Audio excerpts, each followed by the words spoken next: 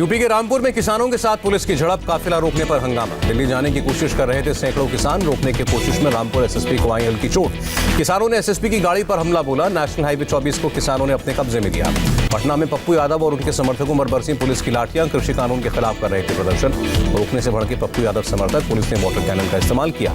मुंबई के बांद्रा में कई जिलों से आए किसान संगठनों का प्रदर्शन, कलेक्टर ऑफिस के बाहर नारेबाजी।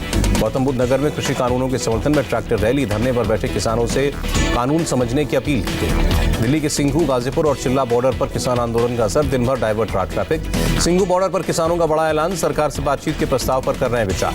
किसान नेता श्रवण सिंह ने किया खुलासा, सरकार ने संशोधन पर बातचीत का प्रपोजल दिया है। किसान नेताओं का बयान, 23, 26 और 27 को मनाएंगे शहीदी दिवस, 25 से 27 तक हरियाणा टोल फ्री होगा।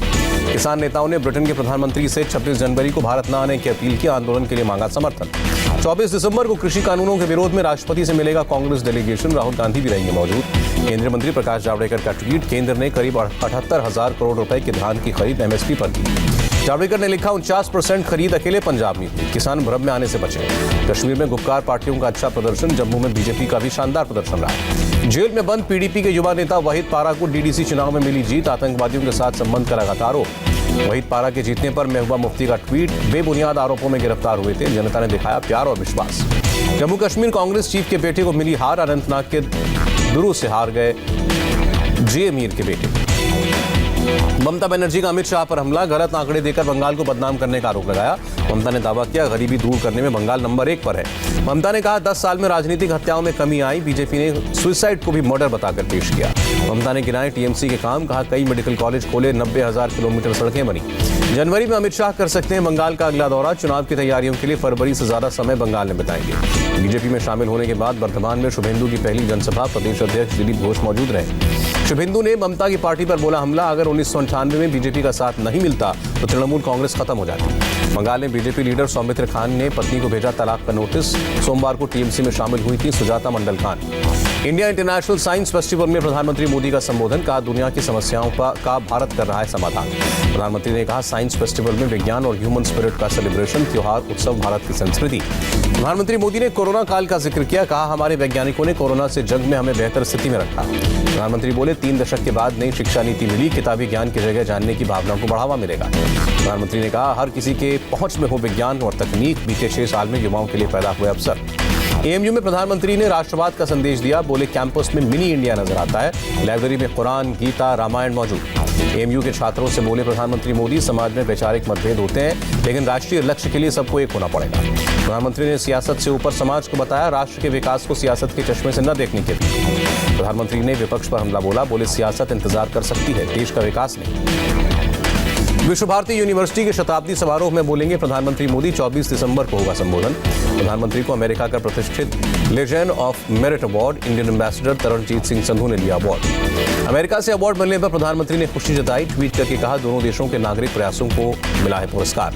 विदेश मंत्री एस जयशंकर का ट्वीट, बोले आने वाले वर्षों में भारत और अमेरिका के संबंध और मजबूत होंगे। रक्षा मंत्री राजनाथ सिंह ने जापान के रक्षा मंत्री से बात की, ग्लोबल पार्टनरशिप फ्रेमवर्क पर दोनों देश साथ। पाकिस्तान ने हिंदू तीर्थयात्रियों को वीजा दिया, शदाड़ी दरबार और चकवाल के मंदिरों का दर्शन कर सकेंगे। जम्मू कश्मीर में सुरक्षा बलों को मिली बड़ी कामयाबी, कुलगांव में एनकाउंटर के दौरान लश्कर के 2 आतंकियों ने सरेंडर किया। सरेंडर करने वाले दोनों आतंकी बीए फाइनल ईयर के छात्र थे, पाकिस्तान के हैंडलर से था कनेक्शन। पाकिस्तान ने पुंछ के मनकोट सेक्टर में सीज फायर तोड़ा, रिहायशी इलाकों में शेलिंग की गई। पंजाब के गुरदासपुर में पुलिस ने बरामद की AK-47, पाकिस्तानी ड्रोन से आया था हथियार। पटना में नीतीश कैबिनेट की बैठक में 14 एजेंडों पर लगी मोहर, स्टेट फूड कॉर्पोरेशन को मिले 6,000 करोड़। कैबिनेट बैठक में ऋण गारंटी के लिए 3,500 करोड़ की मंजूरी, ओडिशा में बनेगा नया बिहार भवन। स्टेट लॉ डिपार्टमेंट में 128 पदों पर नियुक्ति होगी, धमदाह चिकित्सा पदाधिकारी सेवा से बर्खास्त। कांग्रेस ने एमपी के लिए अनुशासन कमेटी का गठन किया, भरत सिंह बने कमेटी के चेयरमैन।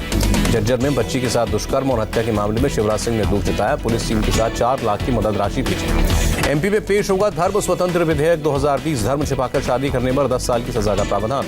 पॉन्जी स्कीम केस को लेकर ईडी की कार्रवाई, 8 करोड़ 41 लाख से ज्यादा की संपत्ति जब्त। बिकरू एनकाउंटर पर कानपुर आईजी मोहित अग्रवाल का बयान, एसआईटी रिपोर्ट में कुछ गजेटेड नॉन गजेटेड अधिकारी दोषी पाए गए। देश में एक दिन में सिर्फ 19,556 नए मामले दिखे। कुल कोरोना एक्टिव केस 2,92,518। देश में कोरोना से 24 घंटे में 301 लोगों की मौत। अब तक 1,46,111 लोगों ने जान गंवाई। जनवरी और फरवरी में बोर्ड एग्जाम्स नहीं होंगे, केंद्रीय शिक्षा मंत्री रमेश पोखरियाल निशंक ने ऐलान किया।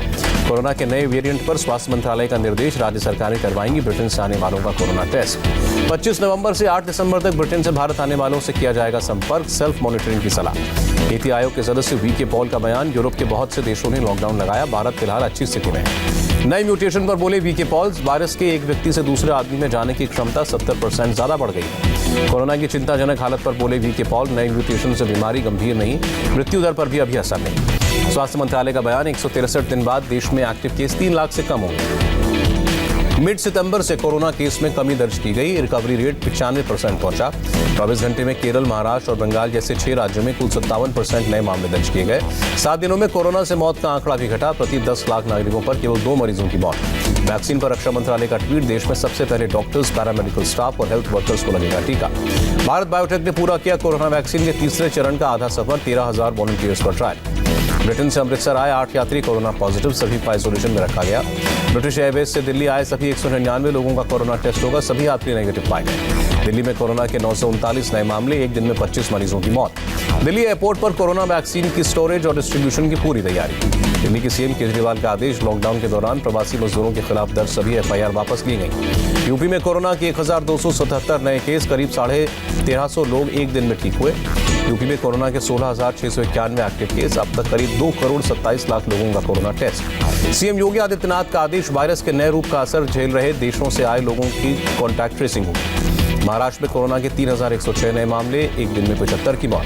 कोरोना नियम तोड़ने पर क्रिकेटर सुरेश रैना और सिंगर गुरु रंधावा का बयान, स्थानीय नियमों के बारे में जानकारी नहीं थी। अहमदाबाद में 249 पैसेंजर्स की टेस्टिंग, ब्रिटेन से आए 5 यात्री पॉजिटिव मिले। आंध्रा में कोरोना के 214 नए पॉजिटिव केस, अब तक 7,000 से ज्यादा मरीजों की मौत। केरल में एक दिन में 6,049 नए मामले, राज्य में 61,000 से ज्यादा एक्टिव मामले।